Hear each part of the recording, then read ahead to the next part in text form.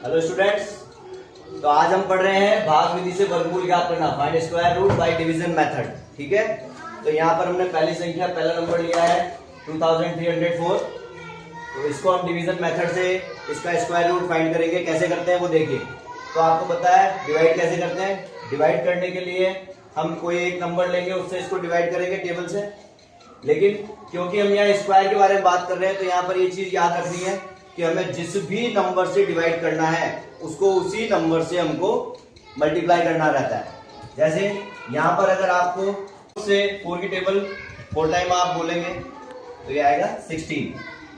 अब यहाँ पर इससे आप सब्ट्रैक्ट करें, माइनस करें इसको, तो कितना आ जाएगा 7। यहाँ से हम ये पेयर बना लेते हैं दोनों के।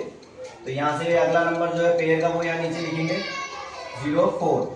अब आप इस 4 में 4 को ऐड करेंगे। पहले सबसे पहले ये नंबर आ जाएगा यहाँ पर, और अब जिससे भी हमको डिवाइड करना है वो नंबर हमको जितनी बार इसकी टेबल बोलनी है वो यहाँ लिखना है, 704 लिखना है। तो आप यहाँ कौन सा नंबर लिखेंगे, तो हम ये देखें यहाँ पे यूनिट प्लेस पर क्या नंबर है। यूनिट प्लेस पर यहाँ पर 4 है, तो हम कोई भी नंबर जिसका टेबल बोलेंगे इतनी बार जितने टाइम में 4 आ जाए। तो आप देखेंगे 8 की टेबल 8 बार अगर हम 8 टाइम अगर हम बोलते हैं तो उसमें 64 आता है, तो उसमें 4 दिखेगा।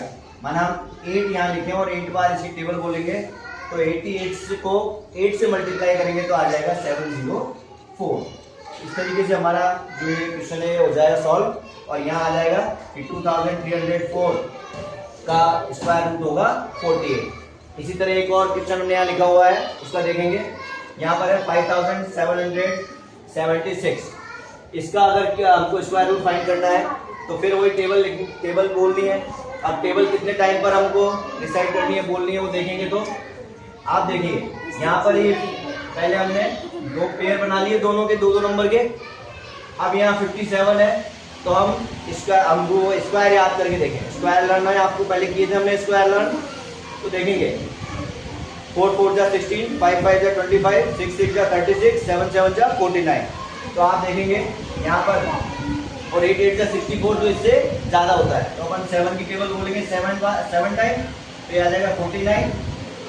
इसको आप इसमें से माइनस करें, तो यहाँ पर इसको 57 में से 49 अगर माइनस करेंगे तो आ जाएगा 8।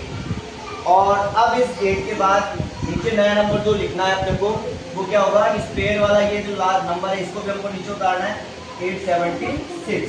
अब इसमें हमको टेबल बोलनी है, तो पहले क्या करना है, 7 में 7 को प्लस करना है। कितना हो गया 414। अब इसके बाद में यहाँ पर यूनिट प्लेस पर 6 है, तो हमको फिर वही टेबल, ऐसे टेबल देखना है, ऐसा नंबर जिसकी टेबल को अगर उसके बराबर उतने ही टाइम तक अगर हम बोले तो ये 6 वापस आ जाए। तो आपको पता है 6 6 जा 36 होता है, माने 6 की टेबल को 6 टाइम बोलेंगे तो 36 आता है। तो हम यहाँ लिखते हैं 6 और यहाँ पर 6। तो आप अपने आप समझ गए होंगे, यानी 146 को आप 6 से मल्टीप्लाई करेंगे तो ये आ जाएगा 876। यानी हमारा काम यही पूरा हो जाएगा 876। तो हम कह सकते हैं 5776 जो है इसका स्क्वायर रूट कितना होगा 76। समझ में आ गया आपको? हाँ सर।